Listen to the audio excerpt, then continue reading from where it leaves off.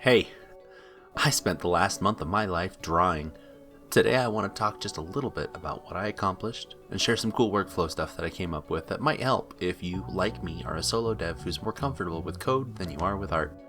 This is the fourth devlog for my roguelike deck building twin stick shooter, which is still living under the name that I promise, for sure, for real, is temporary, CardCrawler.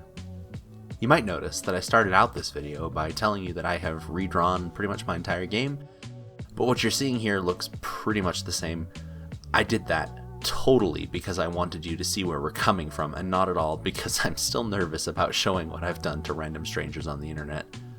Okay, so this is what my game looked like in the last devlog, and here's what it looks like now.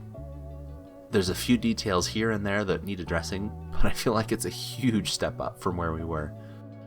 So let's talk about a few things. My eventual goal for the game is that a single run will consist of 3 floors. Each floor will randomly select a boss from 3 possibilities for a total of 9 bosses in the game. Each of these bosses will come with a cosmetic theme and several themed enemies, the idea being that you can see what boss is coming at the end of the floor by how the rooms in the floor look and what enemies you fight in the standard and elite rooms. As you might remember, the one boss in the game right now is the caddisfly queen, a huge bug who flies around and lays eggs to attack you. So my focus this month has been on creating a theme and some minion enemies for her, and just generally bringing the quality of all the art up to a higher level. The half-baked lore that I've come up with is that the entire level was originally a temple dedicated to a fish god of some sort, which has long since been abandoned and subsequently taken over by the caddisfly colony. I feel like that's more original or interesting than something like a bug colony in a hive or a cave or something like that. There's also something ironic about it, because in real life, fishing lures are sometimes based on a real-life insect called a caddisfly, and it amuses me way more than it should now that the caddisfly queen lives in the sanctuary of the fish god and even takes shelter in the mouth of his statue. So for the environmental art, I wanted to go for old, abandoned, potentially partially flooded, wet temple dungeon thing, dimly lit with torches and candles, adorned with statues and carvings to the fish god, and scattered with the remains of those who once worshipped here, or who have since tried to enter and challenge the colony. I'm not entirely finished with it yet. In particular, I'd like to do a bit more to make it look wet and flooded, but I'm pleased with what I've got so far. You might also notice that I'm no longer using a tile map. I spent a lot of time trying to get a tile map to give me the cluttered and inconsistent and worn down look that I wanted, and it just wasn't happening. Everything I came up with looked repetitive and flat, so I made the decision to instead hand draw the entire room. I think it turned out well, but this improved appearance came at the cost of a lot of extra time. The first room I drew for this theme came to somewhere around 6 or 7 hours of drawing total, and I drew 4 different rooms for this floor, but here we come to the first of several cool tricks that I came up with. One of my favorite features of this theme is these pavers on the floor. My final vision for this would be to maybe have some kind of a water shader on this flat layer underneath, which shows ripples and splashes as stuff moves around, as well as potentially reflections, but I haven't gotten there yet. I wanted the pavers to be random and scattered, but to at least look like they were made from the same material at the same time when the temple was constructed. So I found myself establishing a set of rules for drawing them. Start with a rectangle with both dimensions somewhere between 3 and about 20 pixels. Remove all 4 corners, then randomly remove 1 or both of the pixels adjacent to the removed corner pixel. Finally, color the bottom pixel in each column with a lighter highlight color. Now, if you're anything like me, your programming brain is looking at this list of steps and thinking, hey, that sounds pretty scriptable. So I pulled out my favorite snake-based scripting language, wrote a quick script to follow the aforementioned steps, and through the magic of for loops, I have a PNG file with approximately a bajillion bricks, randomly generated to my specifications.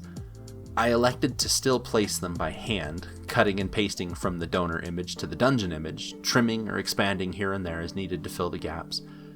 It actually, weirdly enough, ended up feeling an awful lot like actually laying bricks or tiles in real life. It saved me a ton of time. I think it looks pretty good, and I'm definitely going to look for opportunities to script other recurring motifs or elements in the future. As an example, here's a spoiler for the next theme I'm working on.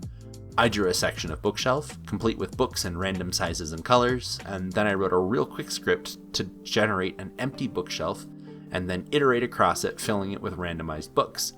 Just bump up the number of loops and boom, I've got a massive bookshelf that I can cut up and use to fill in levels. Stay tuned if you're interested to see where this is going. Alright, so let's talk for a minute about new character art. Drawing perspective comes easily enough for me, at least when we're talking about right angles and straight lines and boxes. But you know what happens when I try to draw more organic shapes? This happens! This, as you may remember, is my first attempt at drawing the caddisfly queen that was in the last devlog. It's an attempt. I just could not wrap my head around flattening the curved shapes that I had in my head down to a 2D image. What I found, however, was that I had a much easier time being happy with the shape in 3D. As the proud owner of a 3D printer, I have a decent amount of experience modeling simple shapes. Your mileage may vary, but for me, it was a lot easier to get what I wanted out of a 3D model. So here's the hack. Make your 3D model, but then set the camera to a fixed position, screenshot it, and import that into your art program of choice as a reference layer. What I found was helpful from here was to trace the different shapes in different colors, and then in a new layer draw your actual final image over that. Following these steps, I had a lot easier time getting things to look like I thought they should, with the correct shape and curves and perspective and everything. From here, I used a mixture of traditional pixel animation with hand-drawn frames, like a flipbook, as well as skeletal animation, or rigged animation, or paper doll animation. I've seen it called a lot of things, whichever one you want to use. Just basically cutting up the image and moving parts around in code to get the animation that I want. And that really brings everything to life for me. So there we go. Art Overhaul Round 1 is a wrap.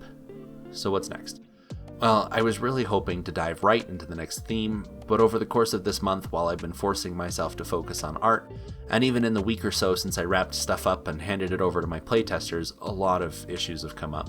Simple little stuff like visual bugs, all the way to some pretty serious exploits and balance issues, to straight up game-breaking bugs that delete your entire deck under certain circumstances, which is great for a deck building game. So I guess I'm not really quite ready to move on from this update. I think my plan right now is to spend a few weeks cleaning up some stuff, resolving some of those issues, and then make some improvements to the UI that I've been putting off.